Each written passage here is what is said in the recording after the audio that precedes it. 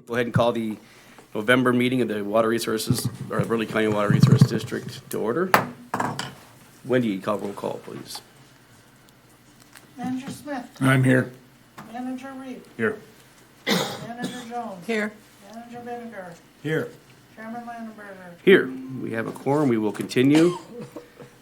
Looking at the agenda this morning, first item up is the approval of, we had 3 separate meetings from last month.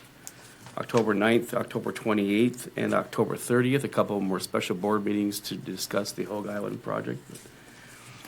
Move to approve, Mr. Chairman. All 3, All 3. okay? Second. Got a motion by Manager Jones and a second by Manager Smith to approve all 3 of the last month's meeting minutes. All those in favor say aye. Aye. Motion passes. Minutes are approved. Moving on to item 3 this morning, amendments. Any amendments to the agenda? I think we do have a couple this morning. I think we'd like to add the North Dakota DOT permit, Michael, Dave, to the discussion under old business. So I'll add that as item H under old business. Roger does have some update regarding the joint powers agreement that we'll discuss with the Missouri River Joint Board update under the EAE meetings there under old business. Anything else you need to add?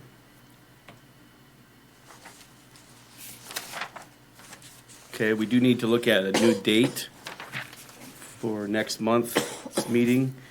It's currently scheduled for Wednesday, December 11th. So we can add that to the agenda at the bottom of the agenda as well, as to look at new dates. And hopefully by then we'll hear availability of the meeting room as well, so.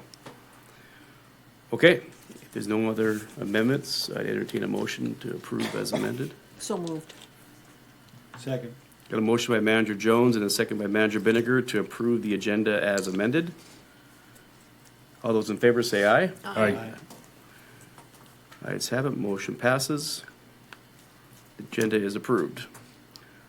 Moving on to item 4, comments from members of the public. Not seeing any.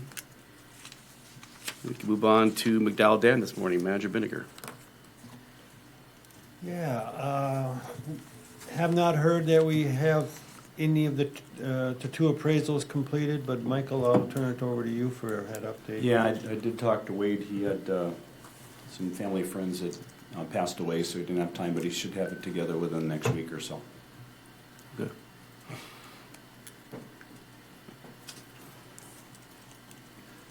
So, yeah, so that's the status of the easement negotiations.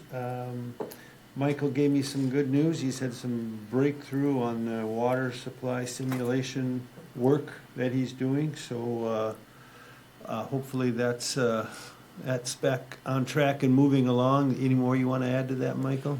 Hopefully by the time next month rolls around and your last meeting, pardon me, we'll have the results and the graphics that we had for the prior simulation so that we can present that too. Okay, yeah, and then, Michael, any update on the emergency spillway stabilization work planned for spring of 2025? No, just the fact that we'll be putting it on the agenda for staff to put that together similar to the last ones and get the permit and stuff all in place. We talked a little bit about the option to put that out for bids to deliver materials in the winter because of load restrictions, so that'll all come up probably right after the first of the year. So. Okay. And then you all were made aware that we had a request to do an emergency exercise out there at some point, but leave that decision up to the rest of the board. And Mr. Chairman and Randy, on that, I do have the, going back through, had the opportunity to review the EAP and update it. None of the landowner contacts changed, but there were other contact changes within that, so that document is updated. I've got an email list. We will email the revised document out to all plan holders, and so we'll have that out shortly. So be ready for an exercise should you choose to do one. All right. Do we don't post that on our website, do we? No. Okay. And then finally, Mr. Chairman, on October 23rd, David Robinson and myself were present for the inspection that was completed by Kate Staley from the NRCS. And inspection seemed to go well. She was very thorough, but at the end, she indicated she didn't find any major issues that hadn't been discussed or talked about in previous inspections. So we'll just wait for their written report, and don't expect to have any major issues coming out of that. David, you got anything to add to that? No? Yeah. So that's all I have on McDowell Dam, unless Parks and Rec would like to give us any updates. Nope. No. With that inspection, would that be their last inspection? I understand they're going to do one next year, and that will be their One final more one. next year, okay. Yeah. That'd be their final, okay. And then the state, how often do they do their inspections? They're once every 3, once every 5, depending upon the facility. Okay.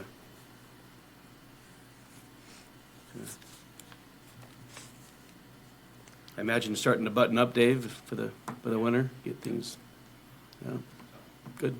Good season? Yeah. Good. Okay. All right. Thanks, Randy. Anything else for Randy? Okay, hearing none, we can move on to financial reports this morning. Dennis? Mr. Chairman, board members, on pages 10 and 11 are the balance sheet. I will just go through some of the details from October. Starting balance in our checking of $852,377.70. We paid bills in the amount of $79,348.77. We had income in the amount of $61,341.66, which included real estate, state aid, income from McDowell Dam activities, small amount of interest, reimbursements through Hogue Island, and some other miscellaneous income for O&M funds. So we ended a balance in our checking account at $834,370.59. We did, in the interim, since last meeting, transfer funds from CDs that came due into a Bravero Wealth Fund. It's basically a glorified savings account that earns pretty high interest, comparable to CDs. We transferred $1,027,567.52 into that fund, and so that is in there. So net result is we earned $27,567.52 on those 2 CDs in that 6-month period. What was that number again, Dennis? The total, Yeah. 1,000,000. Oh, no, the interest? That was 27,000. 27,000, okay. 567. Reserve fund balance remains unchanged from previous months. We do have 3 other CDs in the amount of $1,303,784.60, and so everything adds up. I'd move for approval, Mr. Chairman. Second. Okay. Got a motion by Manager Reap and a second by Manager Jones to approve this month's balance sheet. Wendy, take roll call vote, please. Manager Smith, Yes. Manager Reed, Yes. Manager Jones. Yes. Manager Benninger. Yes. Chairman Landenberger. Yes, motion passes. One more item before I forget. On next month's agenda, we'll have another CD due that comes due on December 12th in the amount of $303,000. But they'll come with recommendations. One of them might be just to transfer into this wealth fund, but you might give that some thought in the interim. Okay. So that'll be on the December meeting. Okay, thanks, Dennis. Mr. Chairman, Dennis, what are the interest rates right now on the CDs? Varying all over the place? I haven't checked in the last couple of weeks. I assume they're still up in the 4 to 4.5. 4s, I think, yeah. Are they? Okay. 4 to 4, yeah, 4.5 to 5, yeah. This wealth fund earns right now is earning about 4.9. Again, that adjusts semi-monthly, so it can go down in a heartbeat without and almost need to monitor it. Plus, they charge us a maintenance fee of 0.25%, so, That's not bad. but, Thank you. yep. Moving on, Mr. Chairman, on pages 12, 13 are the profit and loss statements. I went through those. Those look good. I'd move for approval as presented. So Second. moved. Okay, got a motion by Manager Reap and a second by Manager Jones to approve this month's profit and loss statement. Any discussion? Any questions? If not, Wendy, take roll call, vote, please. Manager Smith, Yes. Manager Reed. Yes. Manager Jones, Yes. Manager Vinegar. Yes. Chairman Landenberger. Yes, motion passes. This is under financials. It's in your packet, page 14, is a website proposal, website update proposal. I guess, I don't know if Wendy wants to talk about that or not. First time I saw it was in the packet here, so. Yeah. So have we hired this company before to do our website? Actually, we ended up going with them. The company we had before was no longer hosting. Yeah. That's what, yeah, the Mabu. And so, Yeah. so we ended up switching over to Tao. Okay, How? Yep. that's kind of what I was And recalling. when I talked to him about the issue we were having connecting, he said that it would probably be a good idea to update the website to Yep. make it more user-friendly, That would to be a good idea. make it more mobile-friendly. Yeah. Yep, So he wrote up a proposal to update it. I do find, like, I cannot get onto our website from my work computer. It gets cut down by a firewall, and I think this would solve that, right, Wendy? hopefully, yep. Yeah, I can't get on the phone. Okay, I guess, Mr. Chairman, one thing we've noticed with websites is the storage available. You know, how much, because, you know, the district continues to put more and more documents out there. And as you put more and more documents, because of the storage component, it tends to slow things down. So it would be a question I would have for Tao as they reformulate it. I think now they kind of segregate the operational side versus the storage side, but still you have to have sufficient storage to put the documentation that you have out there. yeah, it talks about creating web forms to help manage Yep. content and things, Yeah. so, in there. They have an estimate of 20 hours, it looks like, so, I don't know, Wendy, if this was kind of just an estimate, and then they'd bill us by the hour, you know, but we can, They Look at it. didn't say. okay. Okay. All right, any questions for Wendy?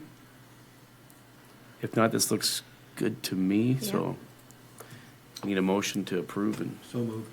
Second? Okay, got a motion by Manager Binniger and a second by Manager Jones to approve the proposal with Tao Interactive to rework our website. Wendy, take roll call vote, please. Manager Smith, Yes. Manager Reed, Yes. Manager Jones. Yes. Manager Vinegar. Yes. Chairman Landenberger. Yes, motion passes. Thank you. Wendy, you'll reach out? Yes, I will. Okay, thank you. And then on page 15 is pledge securities that were approved at our last meeting, so I guess that's just for information. Okay, Yep. Okay. sounds good. Okay, thanks, Dennis. We then can move on to item 7, drainage permits and complaints. This morning, Manager Jones, any update? Or Michael on the Randy Cook? Yeah, I've got one update. I've been corresponding back and forth with Michael Gurr with the city of Bismarck. Yeah. And he's noted that historically that area has been subject of gravel mining. And he said that may have influenced the topography out there. I'm not sure I totally agree with what he's talking about yet, but I will look into it further. And like I said, the request has been for a meeting with them to have a conversation, Yeah. so. Thanks, Michael. I do know that to the south there is, Right. across the highway, but I don't think that's going to affect this property. No, well, actually, this property, and again, it's a historic thing that I've got to look at further. Yeah. There was gravel mining to the north, not on this property, on this quarter, but on the Oh, quarter to there was farther? the north. Okay. And then there was some where the current residence is, and there was some relative to the west side of the Metro Industrial Park, but I don't know that there was actual mining within the low area, which was kind of the question. Okay. So we'll do a little bit more research on that, and like I said, the city's open to a conversation. Obviously, as it says in the memo, they really don't have any authorities outside their, city Right. limits to do anything, but it's just a function of understanding what that is and where it's going. Mr. Gurr brought up the issue of the ability to move the water downstream, because obviously there's some significant low areas further west. And I pointed out that the highway department was open to taking it down Sibley Drive, which has the capability of, removing that water. So we'll continue to have conversations on that, so. Okay, thanks, Michael. Yep. So, yeah, in your packet is the memo and all the information Yeah. with the maps and some of the spreadsheets that kind of explain what's going on out there. Any questions for Michael this morning on that topic? If not, we can probably get an update next month as well. Okay, thanks, Michael. We can then move on to item 9 this morning, projects. Any updates on Sibley Island? I imagine No, we could probably look at taking that off the agenda. Maybe there's one more item. probably could. There'd be a few things. We can leave it off, take it off the agenda, because it's probably gonna be a while before we get to the final closeout. Right. Yeah, it's just a Okay. matter of, file documentation and a few items, and then when we get there, we'll put it back on the agenda. Okay, Okay. okay, so yeah, Wendy, we can probably take that off for next month. Okay, thank you. Okay, moving on to item B there under projects, Hogue Island. Yeah, as the board knows, we had a couple special board meetings this last month regarding the assessment and certification of the bond, and we had one a protest put in, but I'll turn it over to Michael for a recap. Yeah, very quickly, Mr. Chairman and Randy, on the protest, we went back through the background information as to why the rock was placed where it was at, based on Burleigh's request for consideration on his protest. Had clear documentation that the fact the rock was put where it was supposed to be, and he was understanding relative to how that material was going to be paid for, and that it was going to be assessed to him. So the board action was basically to decline the protest and issue the certification of assessment to the county auditor, which has been done. Since that time, I'm kind of roll into the other ones, Randy, if I may. Since that point in time, we've worked on the record drawings for the project so that we can document for the state where the materials went. All that's going forward. Looking pretty straightforward. Just have to balance the numbers on the plan set versus the actual numbers that were installed.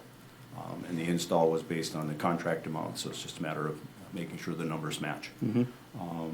So that would be the record drawings, is moving that forward. On the bond sales, date, go ahead. Just one question on the record drawings. Are we also providing a set to the Corps? Yes, Okay, yeah. Okay. The transmittal letter of the record drawings will go to the Corps and to the state engineer. okay, So, for that, because obviously from the Corps of Engineers standpoint, from a maintenance perspective, they're gonna wanna know what rock was put right. on those. In the past, when the Section 32 projects were updated on Hogue Island earlier, after the 2011 event, we created record drawings for them as well. So we'll be able to provide them in a format that they are looking to see. Yeah. Okay. I was just curious too, I think Roger this might be a good piece to update the Missouri River Joint Board. I mean, just kind of Yeah. this whole Good. process that Yeah. we did, and, because I'm sure this is gonna occur in other places along the Missouri River too, so maybe just something to think about, that we could, during that meeting, they usually go around and ask counties for updates for projects, Okay. and, Yeah. okay. And if necessary, Roger, we would prefer, a short one-page statement to share with the other board members, because there's a lot of aspects as to, how this came about and how it was actually done. Yeah, a little So- summary. Little Yeah. summary. Yeah, A little I think summary. that'd be good. That's, we put one together for another purpose, so it's gonna be pretty easy to put that. Yeah, I suppose for that award, Yeah. Yeah, good idea. And then on the bond sales, Dave and I have been talking to Scott and John relative to the bond sales. It looks, based on their projections, that the initial amount of $460,000 might be just a tad short for a full reimbursement to the board, so they may up it one level based on how they sell the bonds. So we'll get you an update on those bond amounts, when they actually head for sale. Okay, But that's all moving forward now, so. okay.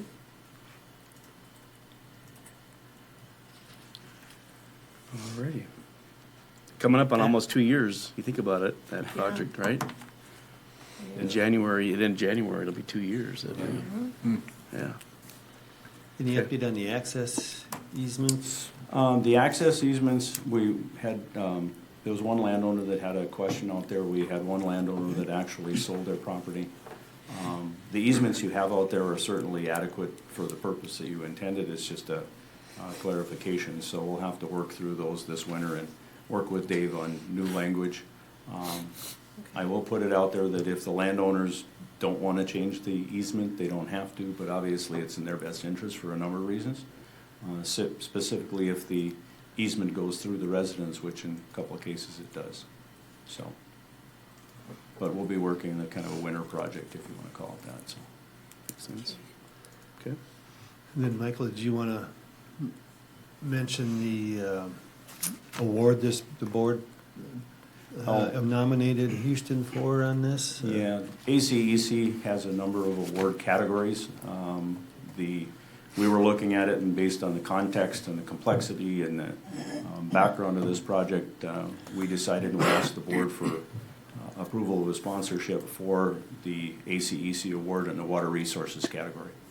So sometime this spring, after they go through the awards review, we'll see where it lies. But at that point in time, if we are, given that award, we will ask somebody from the board as a sponsor to come and receive that at the same time. So, Very cool. thank you. Yeah, thanks.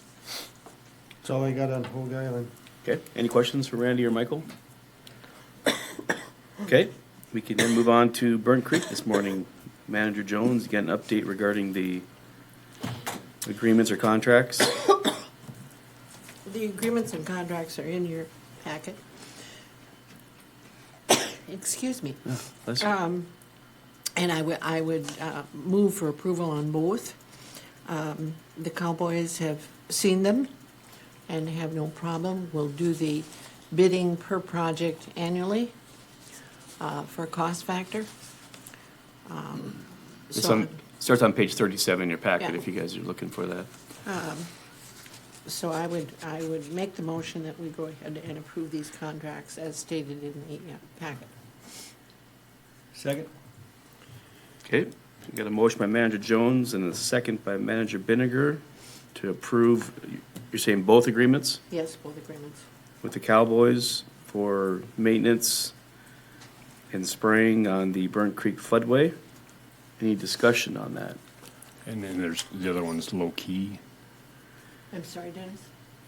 There are two different contracts, right? Yes. Yep. Yeah, one's with low-key. Oh, they're not that's both with right. Cowboy? Okay. That's right, I'm sorry. That's Travis, Okay, so let's just approve this, to just the one for Cowboys. just the that- one, and then we'll go forward. Mr. Chairman, I got a question. So neither of the exhibits were in the packet, and so I assume somebody has seen those. And the exhibits, I have seen them. Exhibit A is a map of the project, which I think. Okay. It's the and- standard map that we've had before the board on several different occasions. And then Exhibit B is their bid. The rates. Schedule of rates. Yeah. Have you seen those? You're okay with them? I've seen them, I have no problem with them at this point, but in talking with David, I do think it's necessary that we go out and have it bid annually. Some of these chemical prices have gotten outrageously high, and we have to be careful on that creek that we use something that's water soluble. So I've asked for an update and a bid. So is there a timeline on that agreement of 1 year from the, I thought it was 5 years. 5 years, I believe. Yeah, so that kind of that's kind of a conundrum then, if you're thinking an annual. Well, would you like it changed to 1 year? Mr. Chairman, I think Dave and I had that conversation, I think Kathleen, you and I as well. Yeah. Is that the agreement is established to where each year They they will. come in Yeah. with a updated quote, so it's a 5-year agreement, but they're gonna be providing it every year Yeah. from a cost perspective. So if there's a rate change or a chemical cost change or something of that nature, you'll be still review approving it that. every year Yeah. based on their activity. Which would be an awareness, but is it a position where you can terminate the contract based on the price then? Is 30 that- days written You can notice. terminate the contract for basically the way it's written in most any of them. So it's very liberal in terms of the way we drafted this. Obviously, I drafted it in favor of the water district, and as the vendors look at this, they may object to any particular provision, which is fine. That's the way it works. If they don't, the way it works, I believe the language is for any reason or any cause, Correct. which is quite, quite liberal, but there is precedent for having those contracts written that way, so that's the way we have drafted it now. Okay. Another thing, Mr. Chairman, I think this might have been referred to, but in Travis Johnson's contract, he does not yet, to my knowledge, have low-key as an entity. So he's working on that, but we drafted this as though it were low-key in place. Obviously, we can change it, these are simply drafts. But as Travis proceeds with his own work, at least we've got the contract in place, the guts of it, we can modify it from here. Okay, and looks like we got till the end of November. Well, and I talked to Travis, and he said that he would have something by the end of November, but I believe we call for a signature in January. Do we not? I think so. So, if there is something in the December meeting that we want to change, we can still move forward with that change. Okay, so we currently have a motion, thanks David, thanks Michael, for the Cowboys agreement. Any other questions or thoughts on that one this morning? We do have a motion and a second on that one. One other item, Mr. Chairman, on the exhibit that Dennis brought up. We've used a general exhibit, kind of a Google Maps area that just shows here's what we're going to be spraying. We've gone back to the actual easement and ownership document map, and we'll be clarifying that so they'll know exactly the properties that they're going to be spraying from a more specific perspective than just a general mapping.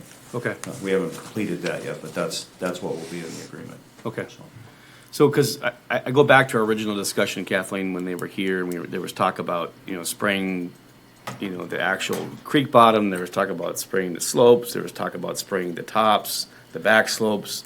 So, just moving forward, I assume that rate sheet would give, options for us to, let's spray this or this. And then from those maps, we could determine what that cost would be. And then They you're on will- the board next year, then Yeah. you'd be able to come to us and say that They the will plan be would be coming to the board annually This- and asking about the spraying. We have to do the creek bed. The downslope going into the creek needs doing real bad, and the top of the berm needs doing real bad. The south side slope, the farmer who farms that land has been taking care of that, and Okay. I'm not gonna monkey there. Okay. So, we're in good shape. Okay, and then there was some trial things they were doing with different Well, they sprays and tried- chemicals. They and tried did different that- chemicals up there. Most of them were mixed with Roundup, or what was the other one? On the top, I think it was Terragon, if I remember right. And they seemed to have a mixture that worked. Will they continue to do that? It depends on the weed crop. And right now, even though it's dying off with the weather, we've got quite a weed crop, and particularly thistle. It's popping up all over the place. So we'll have this discussion again this spring to see what's going to work and what's not going to work. Okay. Makes sense to me. Any other After, questions? well, after being ignored for 3 or 4 years, it's bad. And Yeah. hopefully with these contracts, we can stay on top of it. I think it's been ignored longer than that. Yeah. Okay. Very well. Okay. We have a motion and a second to approve the Cowboys agreement as we discussed. Wendy, take roll call vote, please. Manager Smith, Yes. Manager Reed, Yes. Manager Jones, Yes. Manager Benninger. Yes. Chairman Landenberger. Yes, motion passes. We'll move forward with getting the agreement signed. Low with key, okay. Cowboys. Now we can move on to low key. Low Key, as David has stated, is being established as an LLC. It's Travis Johnson, who was with Houston Engineer, is very familiar with the area. And he is basically looking at cutting the berm once a month, need pending, next year, to see if we can't get the weeds under control. There is a good crop of grass up there. And according to the people I've spoken to, If you get the weeds out of there, the grass will probably reunite and it'll be a beautiful berm again. So that is that contract. It's also a 5-year contract. Here again, he will come to the board annually and get our approval as to what we think. And this is beyond his Burnt Creek, though. He's also It's- got, included in there be Fox Highland Flood Control and the Yes, MRCC yes, Flood it Control would be Assistance. Any of the creeks that we have jurisdiction over, he would be. Right, Mr. Chairman, the other projects would be the, basically observation and status and the O and M Yeah. review. Working with And Casey and. yeah. Working with Casey Yeah. and others and, Yeah. and us as necessary. But very similar to what you saw with the MRCC report earlier that Yeah. Nicholas did. You'd be doing the same thing and be filling out those reports and presenting them to us, and we'd carry them to the board, so. Okay. And just so Kathleen, it does say March of 2025 through December of 2030 in the agreement, yeah, Yeah. for the dates for, so we have some time to kind of get his, Well, and that's why I want them both to come to the board, because who knows what this winter is gonna bring? And you never know about next spring. If we have a spring like we did a few years ago where it rains continually, we won't be spraying until, who knows, end of September, maybe? So, yeah, we got that well covered. The only other thing on Burnt Creek is under the O&M, I have yet to find anybody that's gonna fix that fence for me. So, I am going down today and talk to the fencing company down on Expressway and see what they want. The last time I talked to them, they wanted $1,200 to run a wire, which I thought was absolutely absurd. And it's one wire that's broken. Now, I have not been up there since deer season opened, so it could be more than that, but I just can't find a local person to do that. you know, Michael, I wonder if Casey or with Burleigh County Highway, if they I've got to contract call with into somebody from Casey. town. Yeah, I've got to Okay. call into Casey. Okay. So that is there, and then on the southeast corner of the Burnt Creek, we have a stream that flows to the south and fills Burnt Creek. In past years, North Dakota DOT has gone in there and cut that and kind of did a little drainage work. They no longer wish to do that. It's kind of out of their reign. So here again, I'm talking to the highway department. Now, the issue that comes up, as I understand it, that is actually the core option for getting the creek to flow south. So I've got a call into the court too, but I have yet to have a return call. It needs cutting, it needed cutting badly this year. It's not a big area, it's not 6 by 6. It's puddly type of grass. The only other option we have, and I have yet to find the chemical to do it, is to try to put something in there that would kill out all the grass. Unfortunately, they're not water soluble that I've found so far. And I've got to call into Tom to see if he can come up with something. I am unaware of anything that we could use in there, to be honest. But we have to find either the highway department or go to an individual to get that cut next year, because this year it did clog up really bad. Mr. Chairman, sorry, turn the mic on. From that area, and, you know, Kathleen's kind of explained it well, that portion was the original low-flow Yep. bypass channel. That Thank you. portion was run down the DOT right-of-way. And as I recall, there's been debates in the past, and there's probably some documentation somewhere, but it's probably needed to be cleaned up because we've had change in people, if you will, at DOT, district engineer, et cetera. It's always been my understanding, if you want to call it institutional knowledge, that that portion was never part of the original project.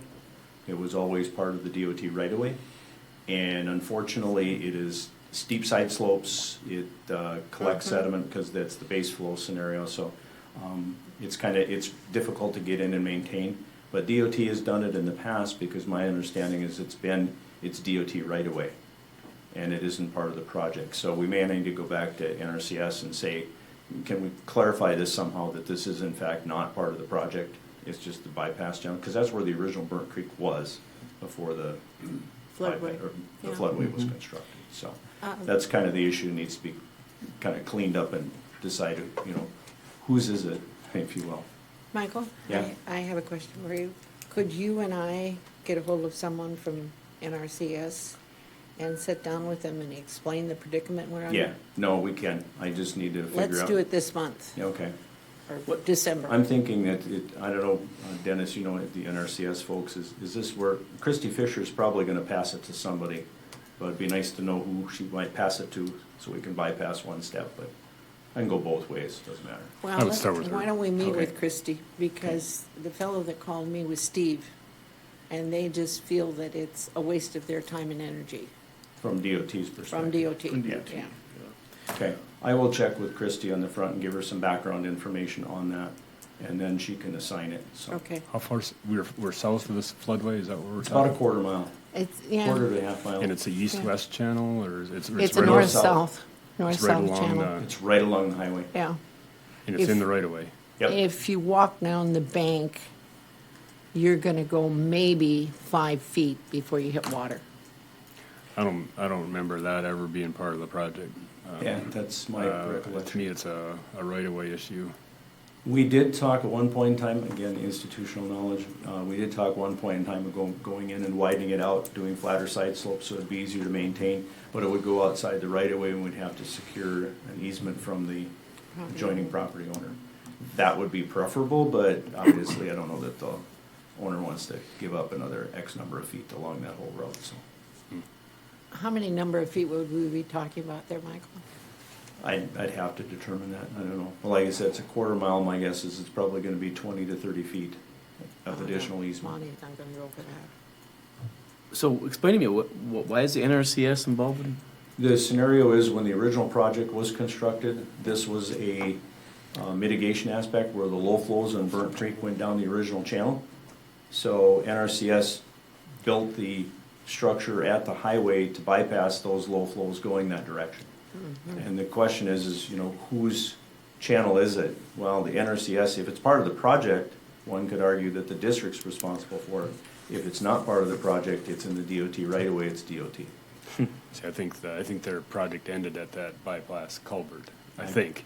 Yeah. I'd have to look, you got the Asbos. Yes. Yeah, no, it did. I Were you know at that's the NRCS? case. Yeah, Pardon? Were you at NRCS when this was? That was prior to me. Prior to but- you, okay. But yeah. Yeah.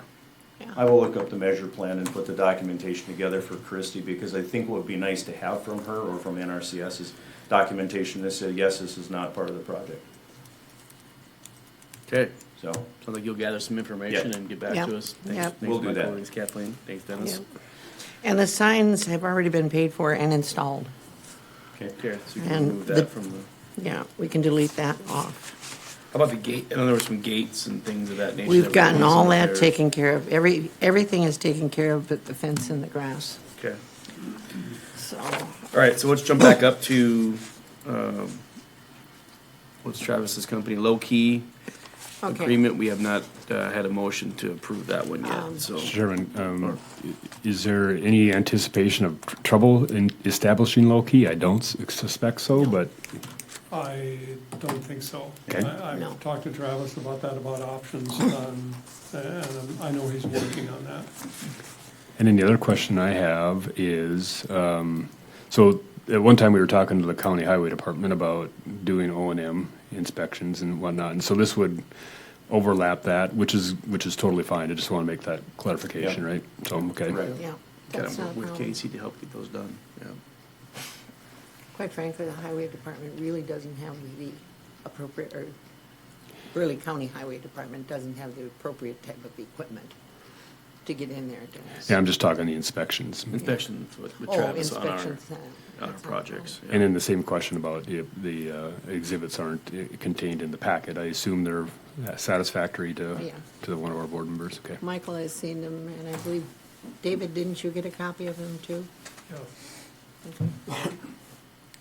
Okay, That's all I have. all right, then we can entertain a motion for approval. Move to approve, Mr. Chairman. I'll second. A motion by Manager Jones and a second by Manager Smith to approve the low-key agreement for operation and maintenance on those 3 projects. Wendy, take roll call vote, please. Manager Smith, Yes. Manager Reed, Yes. Manager Jones. Yes. Manager Vinegar. Yes. Chairman Landenberger. Yes, motion passes. Okay, Mr. Chairman, one Yes, sir. comment with regard to the record. Next month, we can simply amend the agenda minutes to include the exhibit and any other related documents that are there. yep, that'd be a good idea, thanks. Thank you. Okay, moving on, any other questions for Burnt Creek this morning? I hope not. Okay, if not, we can move on to MRCC this morning. I think there's a kind of an observation report in your packet. Right, Mr. Chairman, per your instruction last month, we went out and conducted the 5-year top of survey levy, or the top of levy survey, excuse me. And we found a couple areas that were down a tenth or two. I think the most was like 3/10. Understanding that upon original design, there was an issue or a design settlement of 2 to 4 inches. So it was basically surcharge for that. So this is well within the tolerance. So it's just a matter of after 5 years, per the O&M manual, it's now been documented. Okay. Other than that, everything looked pretty good in order? Things look good. Yeah. Okay. Mr. Chairman, just one comment. As I go through old plans, you look at the old projects, I always have a question, especially ones from the 90s, which vertical datum was that surveyed in? And I noticed that this didn't have any reference to it, at least that I saw. Could that just be added real quick? Yeah, no, we can certainly do that. Just, Yeah. 30 years down the road, That's a the good- datum changes and Good say, well, point. what was that? We actually, believe it or not, internally had the question, this is, okay, now that we've got this data, what are we comparing it to? But yeah, we Yeah, I didn't mean- document it on there, but they are the same datum I'm from thinking- original to whatever, but 30 years down the road, right? yeah. Is it probably the 88? Yeah, I'm pretty sure it was 88, but again, to document that, valid point. Yeah, especially when you're dealing with vertical in the river and, Mm-hmm. protecting homes and things like that. It's a good point, Dennis. Well, there was multiple discussions when those projects were built, because it was a discussion of the geoid relative to the Burleigh County projects versus the Water Resource District projects, so we need to document all that stuff in there. Okay.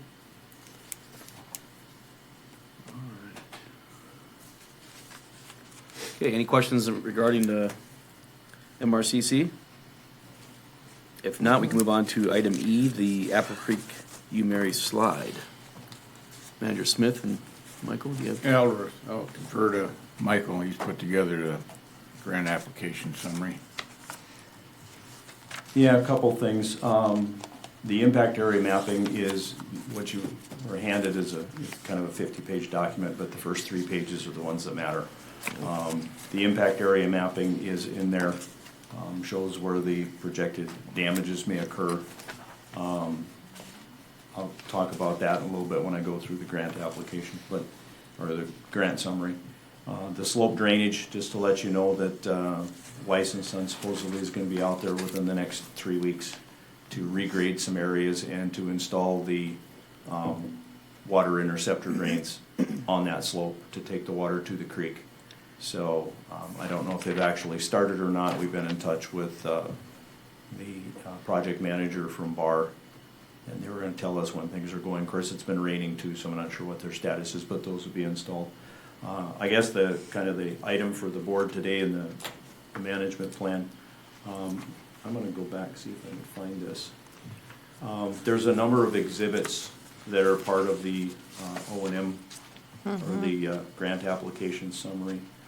One that I wanted to touch on,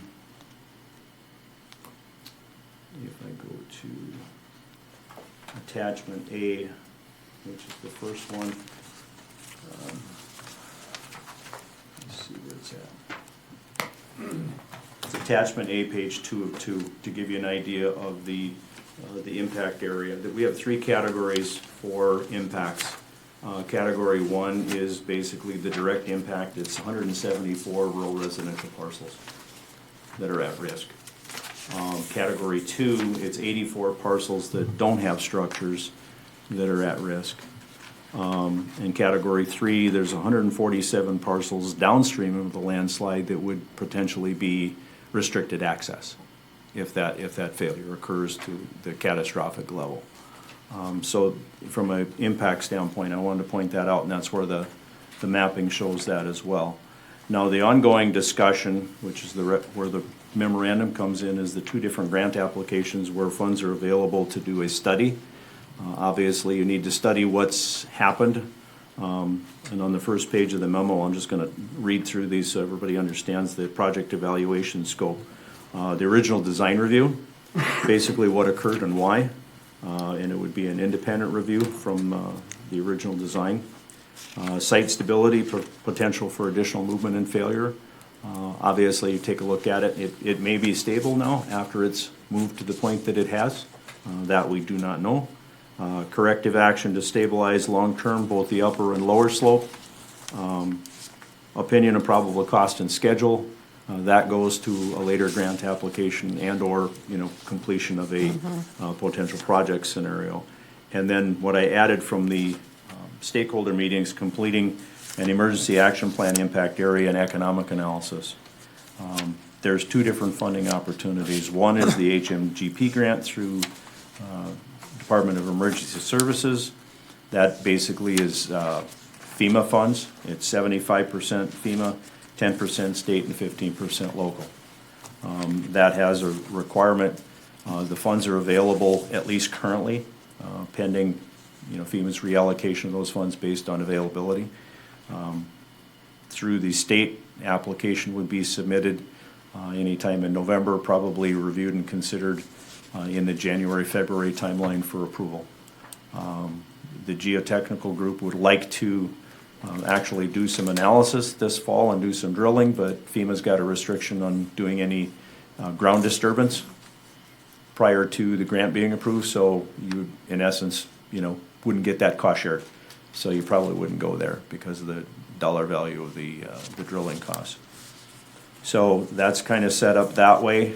So, Michael, would they be two separate grant applications, one for the study, one for any potential project, or does that roll up all under one? Well, as it's set up now, they would both be for study. You do the study portion, and then you'd apply for the actual grant afterwards. Okay. Because you do need to know what the probable costs are, and you do need to know BC ratio.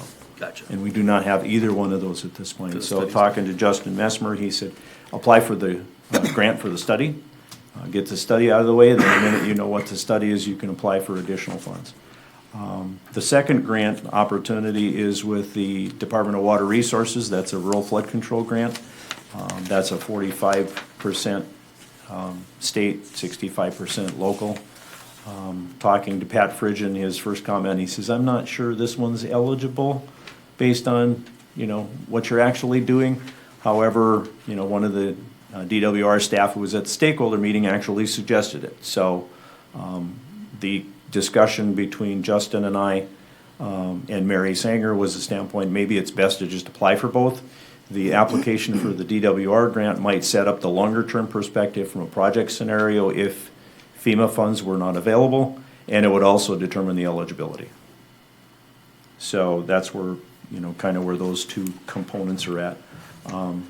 What you have in the packet. Hey, Mike, Mr. Chairman. Sure. So I actually was talking to Pat separately, and I brought this up, and I got, I have my preconceived notions that it's not eligible. And I think Pat reaffirmed that. Yeah. I think it would be worth, before going through the effort of even going and standing up in front of them with it, I would say let's have another discussion just to verify, get a better Yeah. feel. And Right. Because Here was my discussion with him, and I don't know if he got the same point with you, is the fact they will not determine eligibility unless you actually submit the WebGrams application online. And that's all this would do, our proposal is just to give it to them, and then they'll decide whether it's eligible or not. But he said we will not determine eligibility unless we have the grant app. So did he indicate, or maybe Dennis, your thoughts on why you don't think it's eligible? I'm not recalling exactly why, but Okay. It's a non-typical flood control. In other words, it's not related to a flood, it's related to a earthen failure. Right. So it's outside of the normal process, at least Right. that's what I gathered from him. But yeah, and then the other part of it is, the economic analysis of going through that. Would it pan out? Right. Maybe it would. So how much would we expend to just apply? the application's probably about A page? $3,500. It's not much. It's gonna take some time and put documentation, but we're already applying for the, if the board goes ahead with the HMGP grant, so we're gonna have duplication. It's gonna be just probably a day or so to put the form paperwork together. It's not gonna be that much. Yeah, I guess I would just, I got a negative impression. Yeah. Again, and maybe I was going in it with my own shaded glasses too, but I would feel more comfortable just having another conversation with him. Well, probably what I would do, Dennis, I will have a conversation with Aaron Carranza, because Aaron was the one who suggested it. Right, and he's not, he's regulatory, right? Right, So exactly. That was kind of the impression I got from Pat as well, yeah, but, he's not, he doesn't deal with the cost share Correct, day-to-day yeah. like we do, and so, I'd feel more comfortable if we did, Okay. just from almost a red face standpoint. I can do that. That's not a problem. That would be. So how does that affect our timeline then? They really don't. It's kind of a funding availability question. Number one, the HMGP grants, according to Justin, are available currently. That could change. They both would be considered, the HMGP grant would go through about a 2-week review at state level, and the FEMA review would get its into January, February timeline for approval. Because of the dollar amount that's involved, roughly about $290,000 study, that's on page 3. That would take you, you'd have to go before the State Water Commission itself in order to get the funding for that if that route was the one that was used. So that would put you into the March meeting, because you'd have to go through subcommittee review because they're meeting in December, they meet quarterly. So either one is gonna put you in that February, March timeline.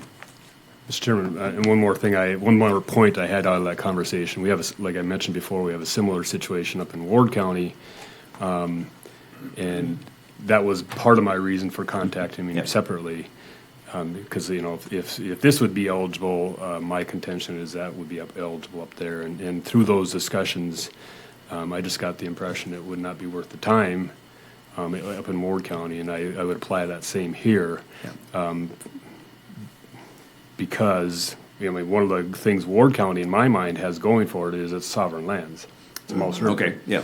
And this is not. And so I thought, well, maybe there's a nexus there from the state perspective, because it's affecting their land, right? But anyway, just another data point for you. No, it's important. Thank you. So what it amounts to is the standpoint in this packet, you have, in the conversation, you have an action item, meeting summary with DES, emergency management. Roger was on that call as well, and the action items, and we're kind of carrying it forward to complete the draft emergency action plan, which the outline is provided in here. We have a quote from Braun Intertech and BGC. BGC is a consultant out of Colorado that looks at these types of slope failures, additional expertise, if you want to call it, peer review. And with I think their two totals are like 246,000 or 247. The remaining cost of the 290 would be to complete the economic analysis, the completion of the EAP, and actually rolling that into the grant side rather than expending a whole lot of dollars finishing it. Though, in talking to Justin, there's a quote in here, and I'm just going to read this because it's important. FEMA will allow applicants to start work early, that would be pre-grant approval, as long as it does not have any type of ground disturbance, but anything with ground disturbance needs to wait for their EHP approval.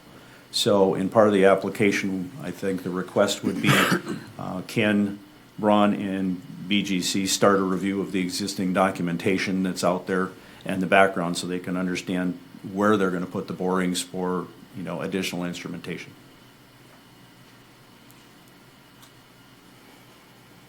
So long story short, the two applications, you know, subject to your direction.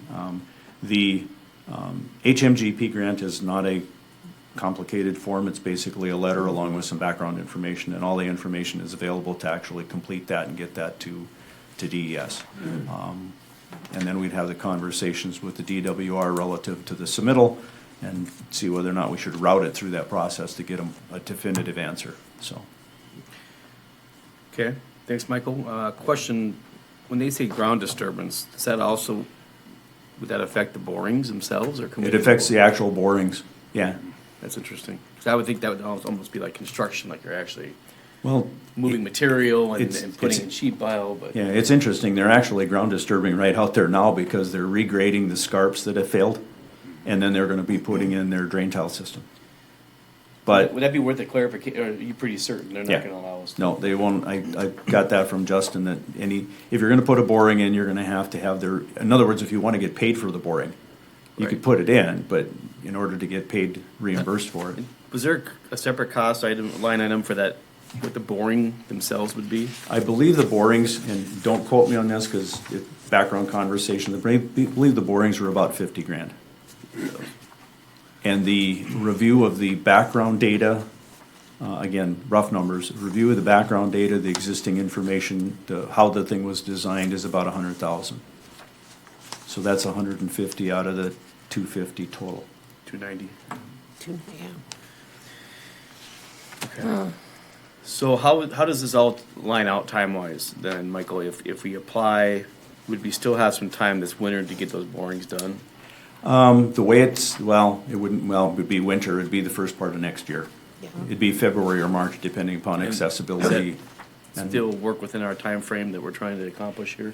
it's the time frame you're stuck with Yep. relative to the grant. So, yeah, would we have, I'm a little bit concerned about having a project ready by spring, because obviously you have to do the analysis the first part of the year or first quarter, and then you would have to apply for a second grant to actually construct the project, which means you're going into fall Yeah. at best. And that's fine. Yeah. Just- I was trying to get to, would there be any thought to the board moving forward with borings without understanding what our funding options could be, but. One conversation I had, Mr. Chairman, with Wes Dickhut is talking about when would you install the borings? He said, well, we wouldn't install the borings until after we've done a review a peer review of the original design and the original data. Okay, all right. So that's, that would be done first, and I think, again, I have to confirm with that when the application, we could be doing that in the next couple months pursuant to what DES was saying. And so probably wouldn't be able to drill until, February or March anyway. still affects the overall, okay. The issue you have is obviously then after you get the grant approved, you have to have EHP actually review the documentation and approve the drilling. So that may take a couple months. I don't know what their Yeah. timeline is. What's EHP again? I don't know the, It's environmental group of Yeah. FEMA, right? right, Okay. It's their environmental. arm. environmental hazard, something or other. Use those, Yeah. Okay. So I have a question. So if the state would not consider this, and it's the grant, they don't consider as eligible, so then would the district then be responsible for 25%? No. No, what they have, the FEMA 75, 10, 15, the locals are responsible for 15. In this particular case, under the HMGP, the 10% is a different fund than DWR. It's an emergency fund grant, and those dollars are already set aside. Okay. So your contribution is still the 15%, regardless. Mr. Chairman, Michael, the question I have is, my understanding is there was just a project that finished up out there, and was it Barr? Yes. Engineering firm, and so they've done some work. I would imagine they had done some borings and and I haven't had a chance to fully read through the proposal in the document here, but I just wanted to make sure we weren't duplicating any of their earlier work. No, and the scenario is we have, and I'll try and summarize it, that they've done several projects out there, and this was the final one. And this one was designed, built, constructed, and in short, failed. In other words, there's things that didn't happen the way they anticipated they were gonna happen. In other words, there's additional movement out there. So Bar was having conversations with the University of Marion saying, hey, you know, we've got some things going on out here, we should go further. And the University of Mary said, no, we've done what we're going to do, so we're kind of stuck, and Bar could not do anymore. In this particular case, from an independent peer review, the Water Resource District would come in and take a look at all the information that's currently done, so that there's no duplication, and say, based on that information, what additional data might we be looking at? Gotcha. The conversation goes from the standpoint that they had an inclinometer, which is basically you can measure slope movement. Well, their inclinometer that was out there basically sheared off. You can't use it anymore. So the instrumentation's failed. Part of this process would be to go put in 2 additional borings, one for, well, both for actual data gathering to see what's happened to the soil profile, has it shifted, and then put in the inclinometers at the same time to monitor additional movement.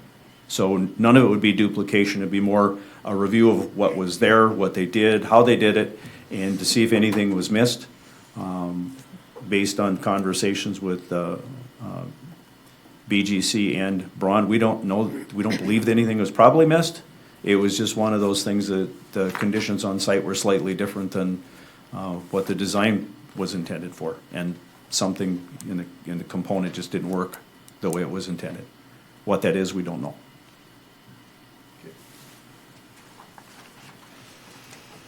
Okay, good discussion.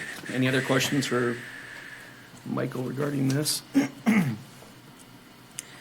right, so the action that we're looking at this morning would be whether or not we want to, as a board, have Michael and Houston move forward with applying for those 2 grant opportunities.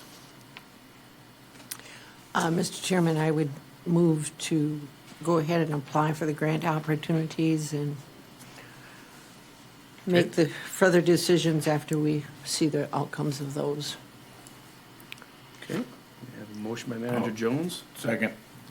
second by Manager Smith. Any other thoughts or questions this morning on that motion? If not, Wendy, take roll call vote, please. Manager Smith, Yes. Manager Reed, Yes. Manager Jones, Yes. Manager Binniger. Yes. Chairman Landenberger. Yes, motion passes. Michael, you got good direction there then? Yep. Okay, We'll move forward. all right, okay. Anything else this morning regarding Apple Creek slide? I don't think so. Okay. All right, and we can move on off of projects this morning and move on to old business. First item up there, any updates regarding the CRS? Well, Mitch is here too, but I don't know, Mitch, if you got an update this morning? Morning, Mitch. Good morning, Chair Landenberg, morning managers. We have, the last communication I've had with Tom Burney was in October. He was being deployed from the storms and stuff, so they've moved the CAV visit up to either January or February of next year. We have submitted most of the information that they've requested. We're waiting, basically, they are reviewing that, we're waiting for a response for that, and then acknowledgement of the visit when that'll be taking place. We did get a notification from the Department of Water Resource about an existing complaint that is in Apple Creek Township. Because we took over their inspection services about a year and a half ago. We are also doing their floodplain management.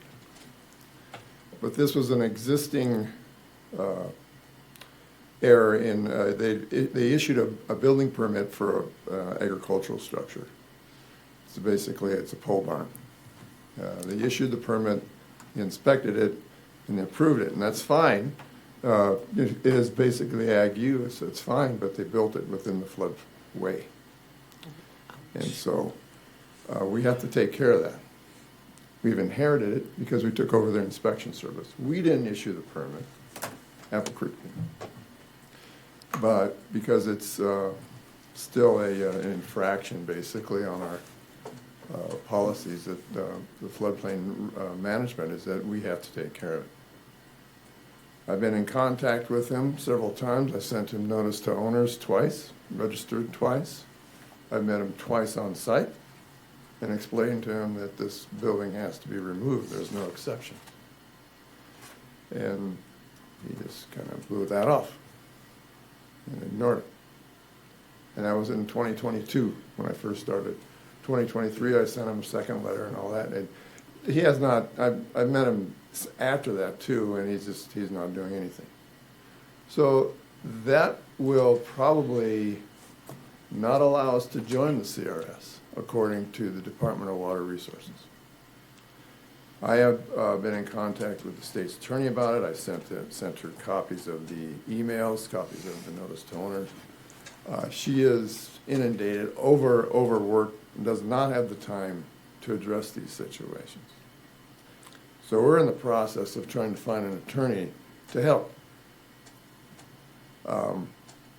Short of going out there with a sheriff, we have to follow proper procedure, and I don't know the steps, legal steps that should be taking place here. I don't have legal advice. I have none.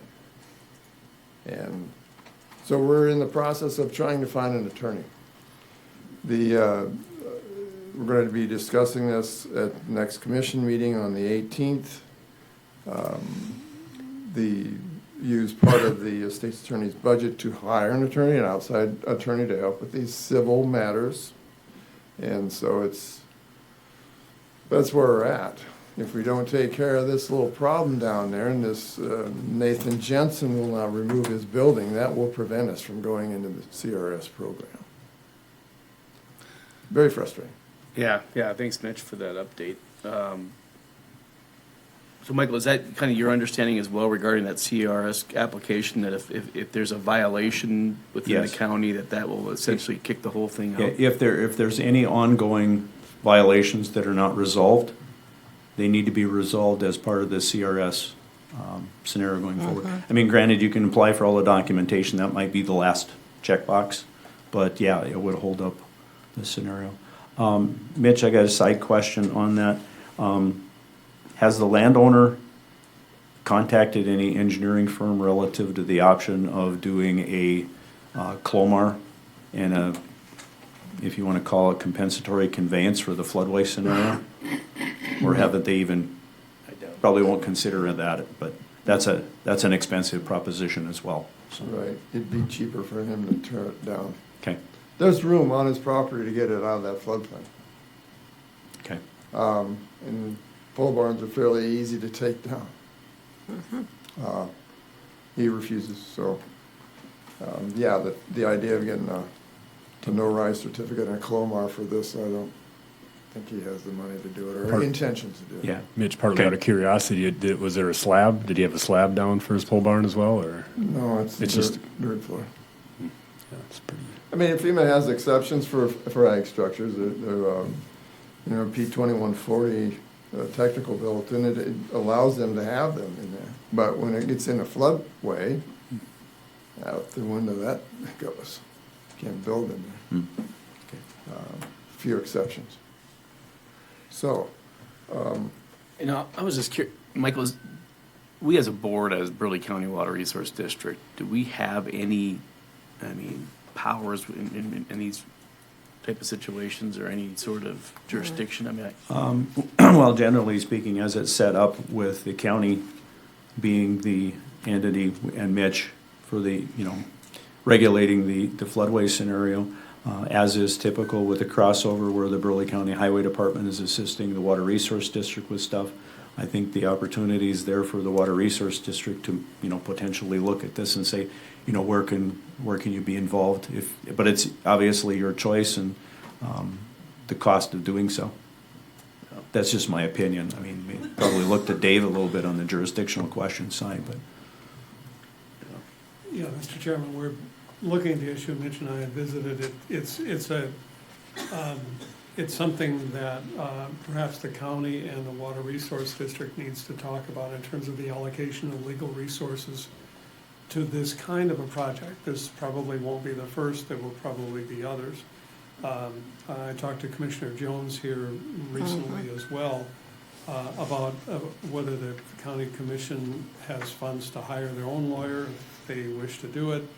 I think there are a number of options here that we could pursue that it may well be that counsel for the water district could assist the county's attorney in doing that if they have one. I'm not clear, and it's beyond my bailiwick. Maybe Commissioner Jones or Manager Jones, I guess you might have some insight on that, how we move forward on that.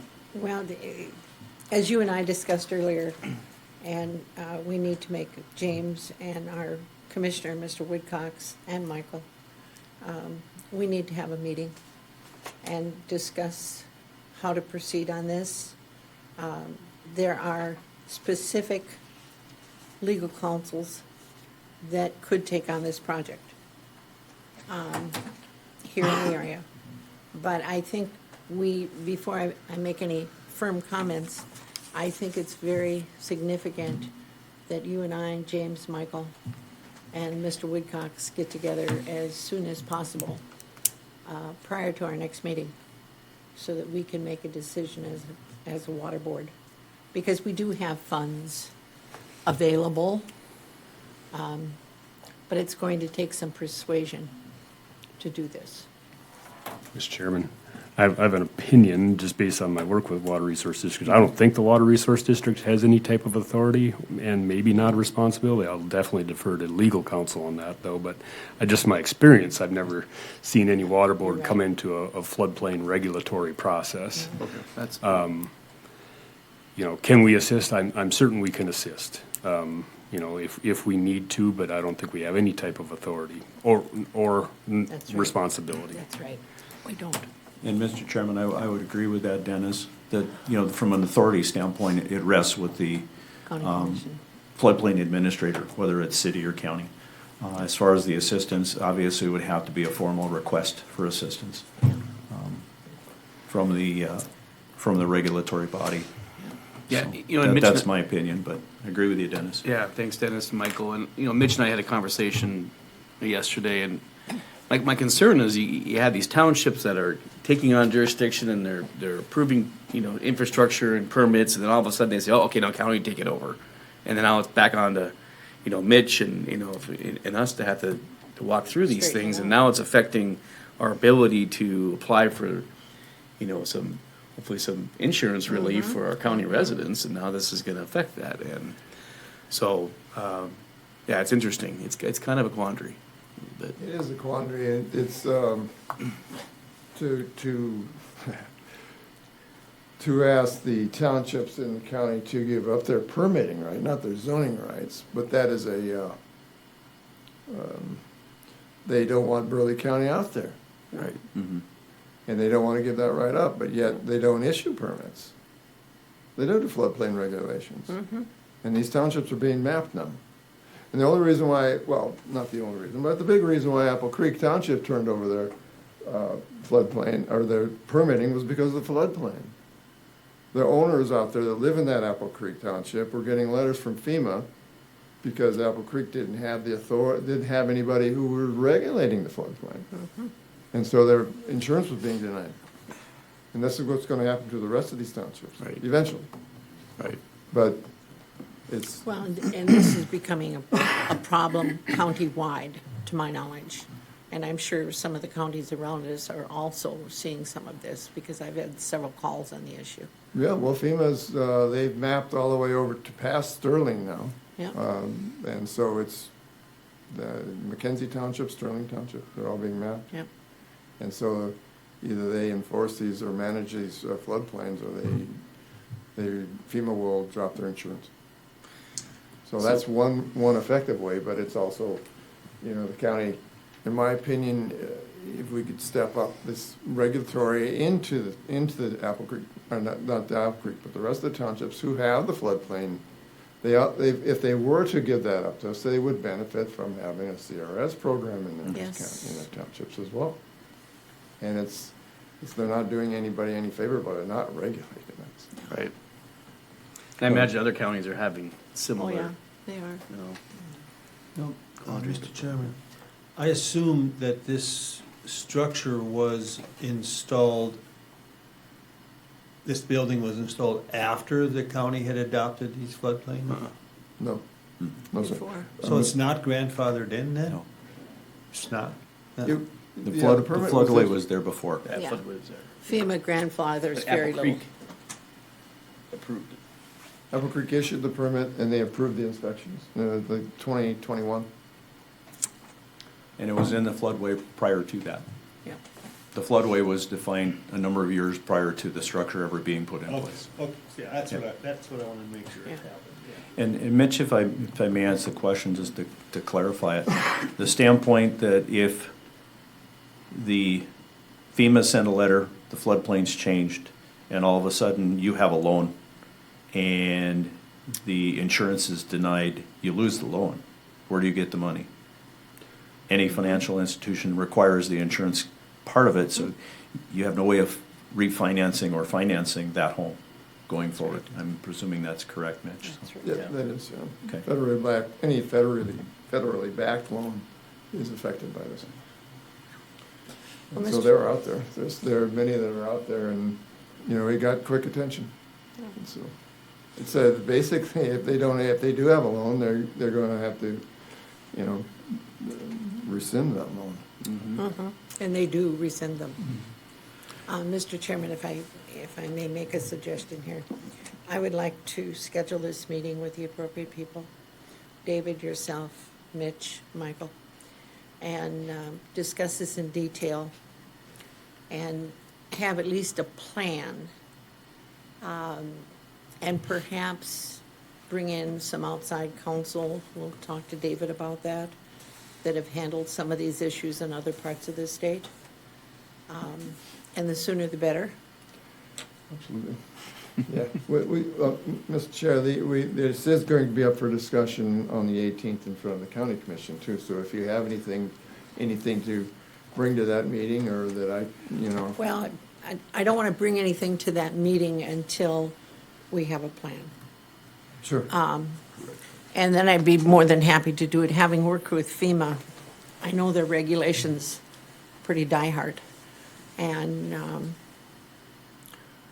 eventually, and this happened, I believe, either in New Jersey or Connecticut, eventually, the local authority did go in and take down a building. After many, many legal battles, I might add. Took about 2 years. I don't think we want to go there. I think we can come together with a plan and the appropriate counsel to represent us. Well, maybe Mitch could at least, update the Burleigh County Commission and, Yeah, he could through do that. Jerry too, that, we will be In trying to fact. schedule this meeting and try to see if we can come up with some assistance or some way of helping in this matter. Mr. Chairman, would you have any objection if we scheduled the meeting right now? We certainly could. What's everybody doing November 15th at 8 o'clock a.m.? 15th and Friday, I'm not gonna be around. All right, what about the 18th? Yeah, Friday wouldn't work for me either. Okay, the 18th, a Monday? And we could do late afternoon if that would work with everybody's schedule I'm better. gonna say PM on Monday would work, Yep. after lunch. PM? After Afternoon lunch. Monday would work. Afternoon works for me as well. Okay, somebody throw a Mitch, time are at you me. available Monday? Yeah, yeah. Okay. 3 o'clock, I was even thinking like 1:30. 1:30? That's okay. That'll work. And Mitch, can we get that small conference room next to your office?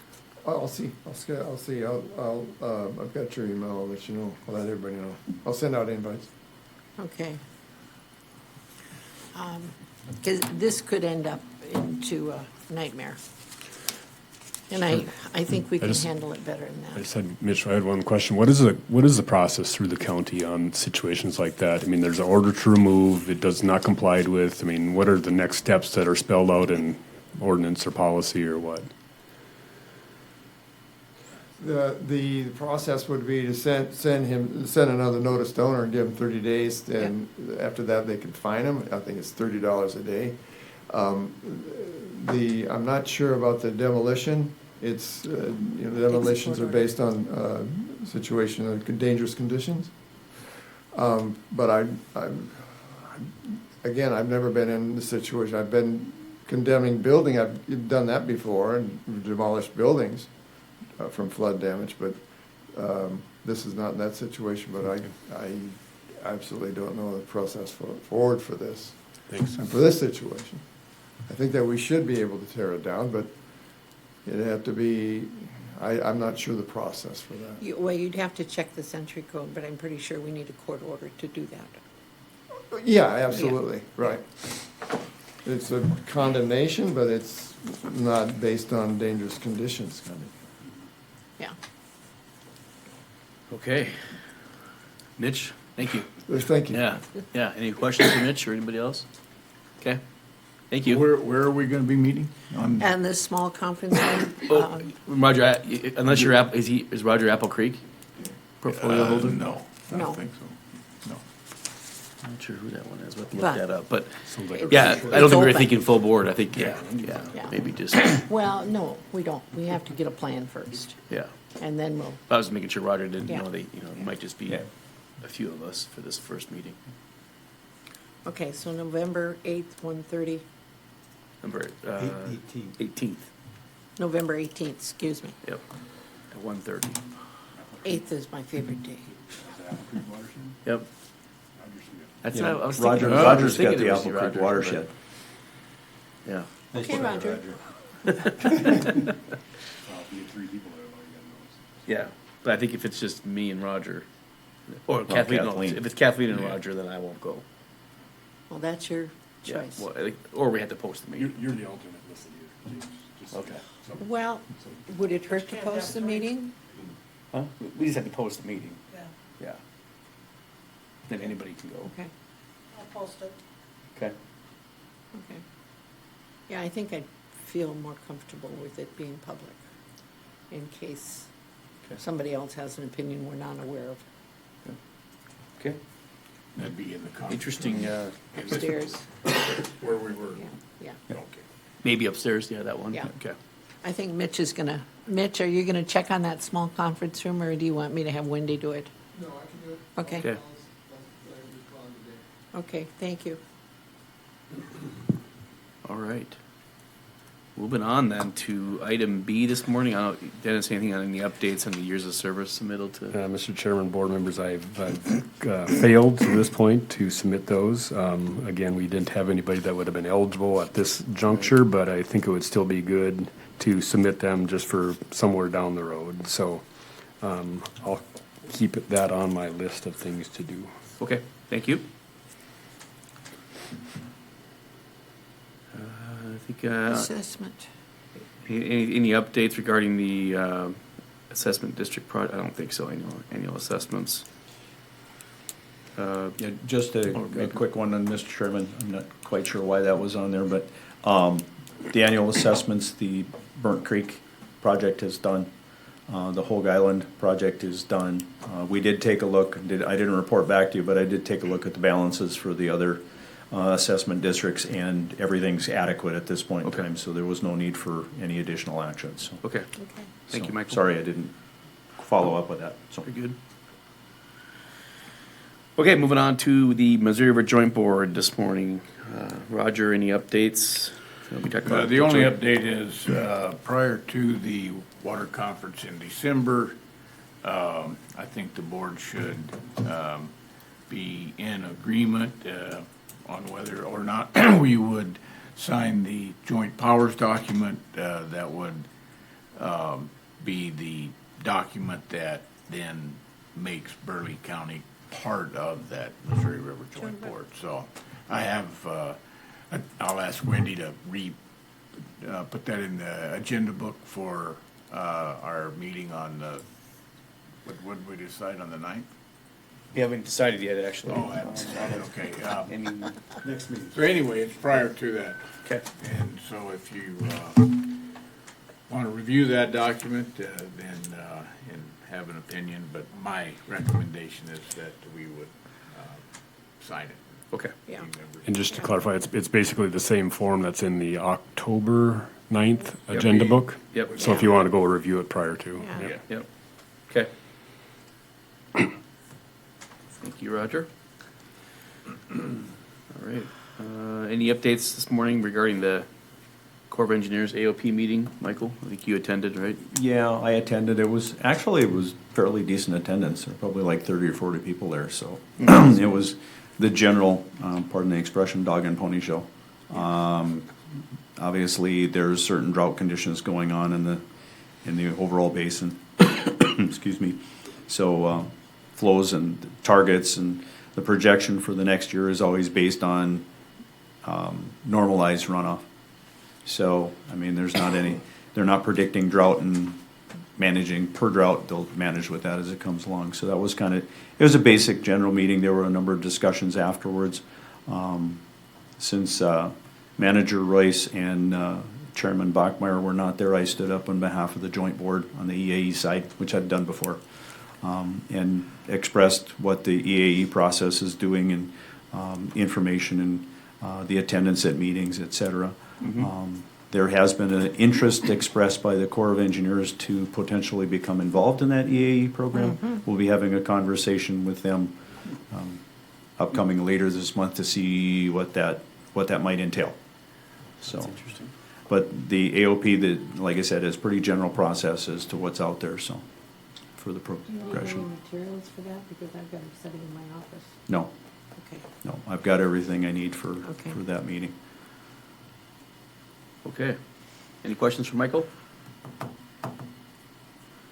All right, moving on. No, I think no updates this morning regarding the policy manual. Missouri River Ice Jam, I think some things are still pending. Yeah, that's just it's on the list to do, and based Yep. on the other stuff, it's not the priority. So, Yep, makes sense. Okay, and then we did add under old business, item H, the North Dakota DOT permit. So I don't know if Michael or I'll kind of just set the table at this point. So as you know, we Yeah. had the subdivision that was getting, basically, the Summit Point subdivision, in the way the Burleigh County handles it, they have a stormwater management plan that's submitted along with the plat. They went through the stormwater management plan and went through the details. They were having issues with some of it. Then the applicant is required by DOT policy, and I'll let Dave talk about this in a little bit, DOT policy to submit a permit to work within their right-of-way. And that became in front of the Water Resource District. I expressed my reservations relative to the stormwater management plan and the details that were presented in that. Nick Cullen in our office was before you and made a presentation relative to his concerns. You authorized Houston Engineering to go back. We did go back, we did look at that, and we resolved the major items of concern relative to the modeling aspects, and then brought that back before you and this board, per the state form, filled out the sign and said it was received. DOT then reviewed what the final stormwater management plan by Burleigh County Highway Department. They ended up declining the permit, and the developer went back and did some additional models and came up with some things, and they said, okay, now this is acceptable. And then now they're turning around and saying that the Water Resource District has to approve the right-of-way permit, which runs into the regulatory issues, and Dave, maybe I'll just let you take it from there. Mr. Chairman, I believe I sent a memo to Dennis and to James. As I read the form from the North Dakota Department of Transportation, this is FSN 50908, which apparently was submitted by SP Developers on May 21st, 2024. This is the form, we'll put it in your packets again, you've probably seen this before. Chairman Landenberger, on May 21st, 2024, had signed the form. This is a request for drainage on highway right-of-way. Now, in the form itself, it says to be completed by the Water Resource District and NDTOT. This says the signature receiving or approving the Water Resource District should be by a Water Resource District representative. Chairman Landenberger signed the box that said received by Water Resource District. And he also had sent an email to DOT explaining the review. There's a separate box for approval by Water Resource District. That was not signed by Chairman Landenberger. He received it on behalf of the board. We go to page 2 of this document, and it says request for drainage on highway right-of-way. And the language says landowner's request for drainage on highway right-of-way must be reviewed or approved by the Water Resource District. Either or, not both. So in my view, it seems to me that the Water District has done its job. It has accepted this for review. It has reviewed it. It has made comments. But at least according to this form, there is an election here by the Water District. You either review it or you approve it. That's what the language says. The board has reviewed it. As to the approval process, I think Mike touched upon this a little bit. I would be concerned about approving this without the board having done its own analysis and its own handiwork, without having analyzed it itself. That raises some exposure issues. And it seems to me that it makes sense to have reviewed it. You're taking on more responsibility, in my view, if you approve this. Secondly, jurisdictionally, I don't know how the board can approve a permit. I see nothing from the statutes that says a water district has to approve a county transportation issue. It just isn't there. So with those two issues, I think the board has done everything it needs to do. I would advise that the board not issue some sort of an approval where they haven't done the homework to figure out what this is. What the board has done, the district engineer said, I have reservations about this whole thing, and he has made those comments known. Again, but that's a part of the review process, in my view. It's not the approval. If you approve, you also deny. Well, you got to have the authority to be able to approve a permit. I don't see it here. Okay, thank you, Dave. And it's interesting, right, because the piece on the front page of that application says, received by Water Resource District, or like Dave said, or approved. And then the second page is that we have the option to review or approve. So I don't even see the language lining up as far as what we're signing on the front page versus what it's telling us to do on the second page. And so, I completely agree with our legal counsel that according to what they're providing to us and having us look at, we received it and we reviewed it, but we're not going to approve it. And if you look at the information up above, the location of the proposed work, it looks like they're doing some extensions. I don't know if Michael, if they really did any different, resizing of culverts or anything within the highway right-of-way. I don't understand why the DOT is pushing this back to us. It's a simple culvert in their own right-of-way. There's no changes to it. Why do you have to have our approval for that? So I'm in complete agreement with Michael and David's. Mr. Chairman, a question for Dave. The two boxes, received or approved. I mean, if we redlined out approved and wrote in our own saying reviewed and signed it, then would that solve the problem? If they changed their form to say reviewed instead of approved, would that solve the problem? I think so. Is worth a try. I guess, crossing the box out would be sort of saying, well, I really, really mean it. To me, you signed one box, the other is blank. It's self-evident that you reviewed it, you didn't approve it. I would, you certainly could do that, but I think the statement is very clear that the board has reviewed this and they haven't approved it.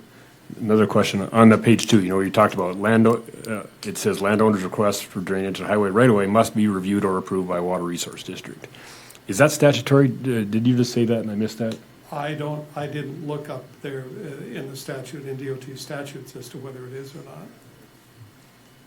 Or is it just wishful thinking on their part? It's my It may well understanding, Dennis, from Casey, that is in that language or whatever, there's a small reference in their stormwater manual.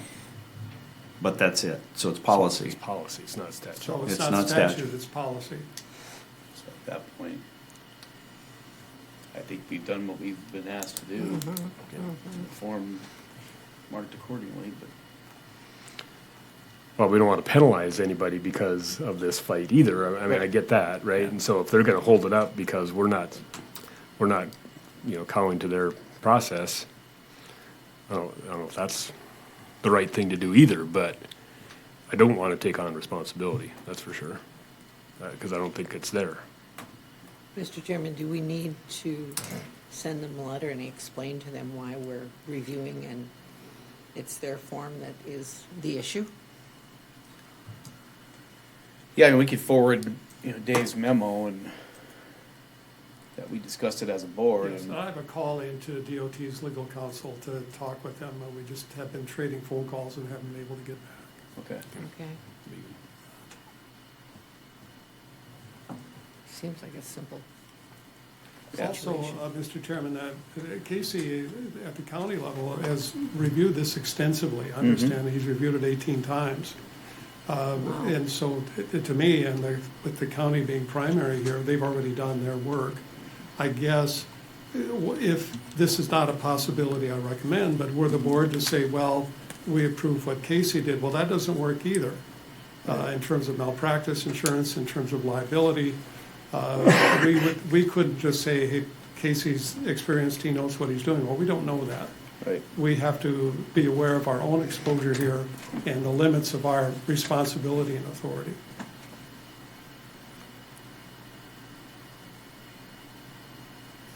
Okay. Well, we'll wait your conversation with DOT. I can report next month, Mr. And, Chairman.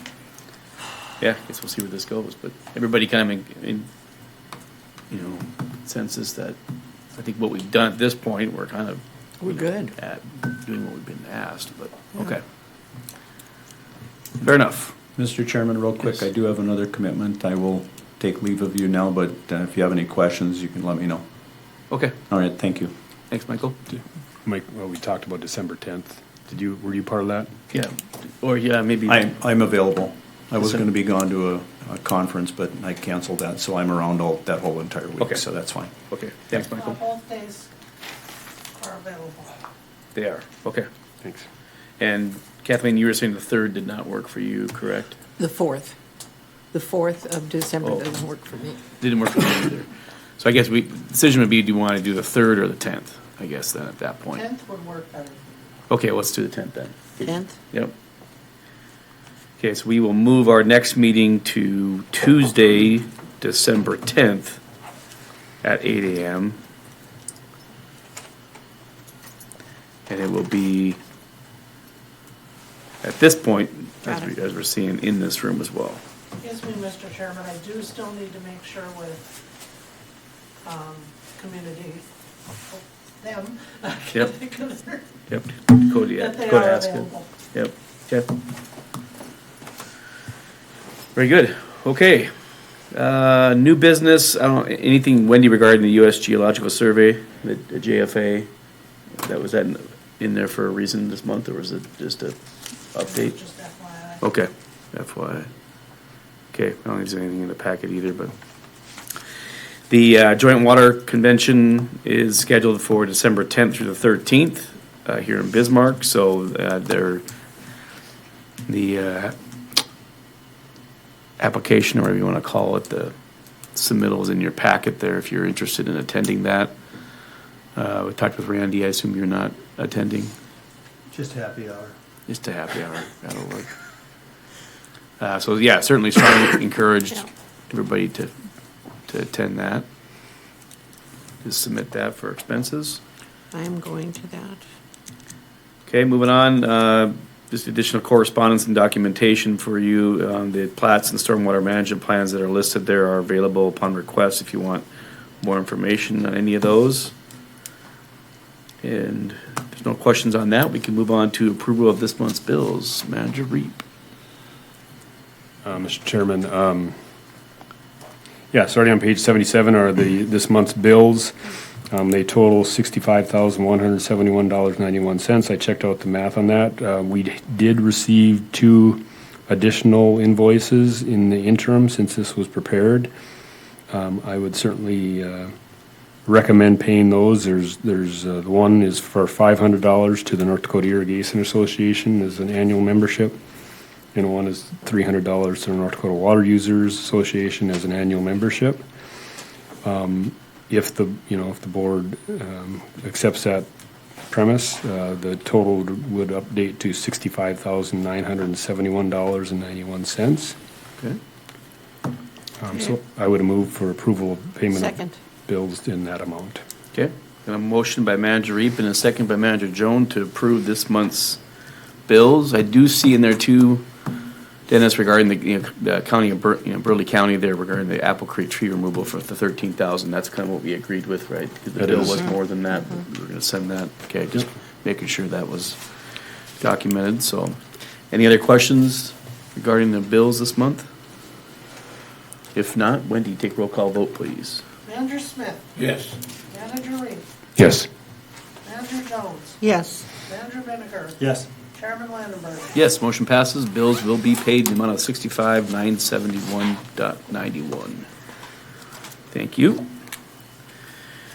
Okay, and additional information in your packet there, just on the details of the bills. As we discussed, our next meeting will be Tuesday, December 10th at 8 a.m. in this room. We'll check in with Dakota Access too to make sure that they're available to record that meeting. Anything else this morning for the good of the order? Hearing none, no more business, we are adjourned. Thank you.